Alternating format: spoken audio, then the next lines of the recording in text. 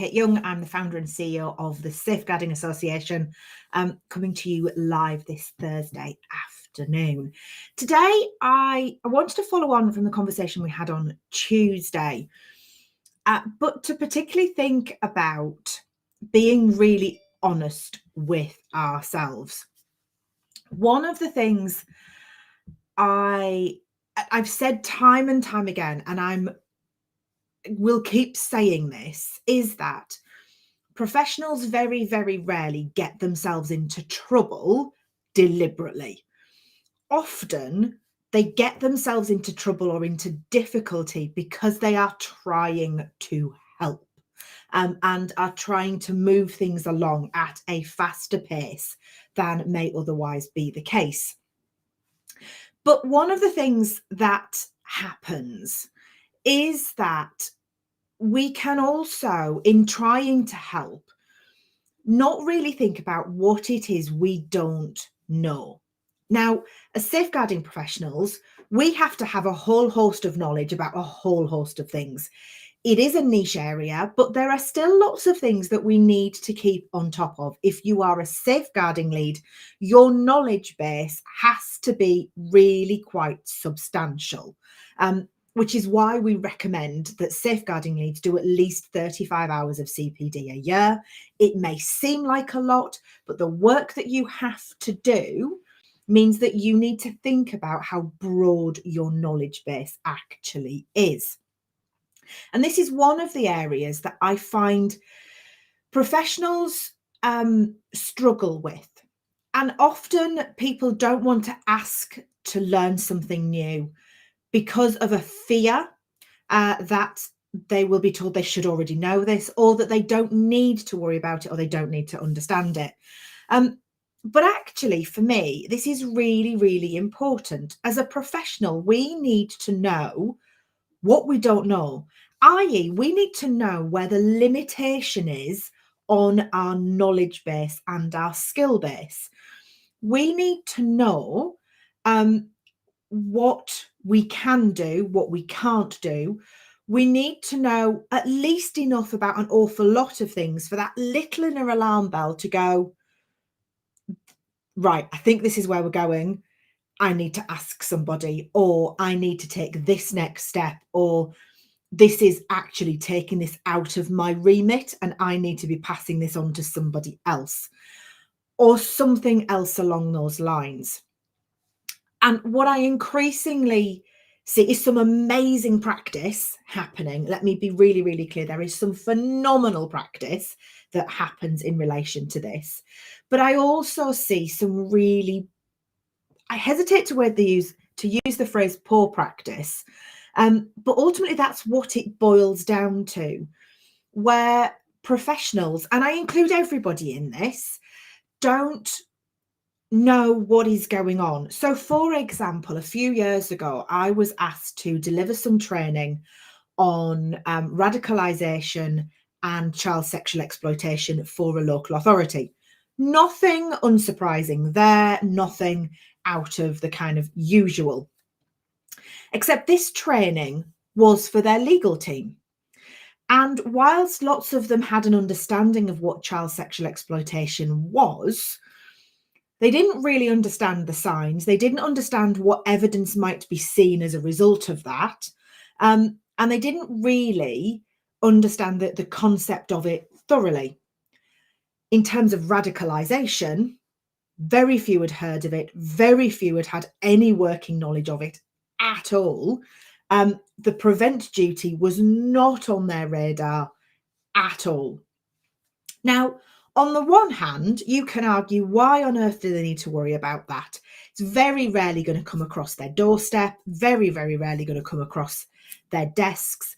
That's a practitioner's, i.e., that is for social workers, for safeguarding needs to understand and to be implementing the support systems that go along with it. Yes, wholly agree. However, in terms of the lawyers in that particular case, they and that authority, because they had no clue what this was or where this might look like and how it might manifest, there were cases that were coming across their desks where this may have been a feature, but they weren't seizing on it. They weren't able to recognize that as part of their evidence gathering. They weren't able to see that and understand what that meant when they were having conversations with their client department. So whilst they don't need to know the ins and the outs of it, for me, it's really important that if you're working in this arena, you understand at least the types of harm that are mentioned within things like keeping children safe in education and working together to safeguard children, regardless of the role you have within the safeguarding system. Because if you don't know, you don't know it. They had no clue about what radicalisation actually was in terms of a child protection process. Yes, they'd heard about it online. They'd heard about grooming. It was there in kind of the periphery, but there was no working idea of what that might actually look like and how that might impact the work that they were doing and the work that they were taking potentially to court hearings. So for me, it's really important that we take a broad view on the areas that we're looking at. And as I say, make sure that we have an awareness of at least those types of harm that are mentioned within keeping children safe in education and working together to safeguard children, or keeping children safe in education rather, and making sure that those particular sections, so for example, peer on peer, child sexual abuse, sexual violence, is something that all levels within a local authority, within your organisation, understand. Because if they don't understand it, they can take a step in one direction that actually is going to cause more harm than had they been able to recognise it and take an alternative route. So that's part of it, is making sure that as an organisation, people understand what they need to know. They know enough in order to be able to make that decision about, do I know enough about this? And does what I know tell me what I need to do next? Because if not, I then need to ask that question of my designated safeguarding lead or of my line manager. And for a designated safeguarding lead, it is your responsibility to make sure that your organisation, the staff working within your organisation, know that they have that ability to go, okay, I know a bit about this, so I can recognise that I think this is what's happening, not my remit to deal with.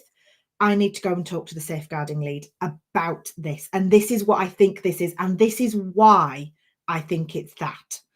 Rather than something doesn't look right here, I'm going to pass it straight on. Which in and of itself can be really helpful because someone's at least seen that something isn't right. Again, I'm going to exercise a little bit of caution with that, though, in that it's great to send people off on awareness programs. Absolutely fantastic to send people off for half days, hours training sessions. Absolutely wonderful. But as an organisation, as a safeguarding lead, as somebody who's responsible for strategic oversight of these things, oh, excuse me, you need to make sure, just going to take a sip of water. Oh, juice. So you need to make sure that the staff who are going on these sessions, excuse me, know where to pass that information. They know what to do when they get that information. They know what to do when they see something they don't like, or they see something that lets that alarm bell go off. So, excuse me, your job is not just to help them raise awareness and help them understand that, but crucially, to help them know where the boundaries are around that, to help them implement those boundaries, to understand that whilst they have this level of knowledge, they don't have this level of knowledge, because it's in those grey areas and in those extended boundary areas or overstepping boundary areas that we find we have problems, and people think they know more than they actually do. And as a consequence, we'll take those steps to try and help, to try and intervene, to try and deal with something that actually is really out of their remit and will ultimately potentially cause more harm than they ever intended. So if you're struggling with this, if you are watching this thinking, well, we've sent loads of people off on training, but we're not really sure where this sits, and we're not really sure whether our processes are actually working. We've had a couple of worries, or actually we're just not sure, as maybe a multi-academy trust or a university or FE, where this sits and how this operates and whether it is actually working the way that we want it to work. Please get in touch, and let's have a conversation about how we can help support you to look at whether that is actually happening, and to look at how that can be better implemented so that you can be assured that the work that you're doing, that you're taking great resources to support the staff, are actually working in practice for the benefit of the entire organisation, and particularly keeping you safe as an organisation as well. If you want to get in touch, then either send me a message, or you can get in touch via the website, which is safeguardingassociation.com/contact, and you can get in touch that way. Until next time, I'm Kate Young,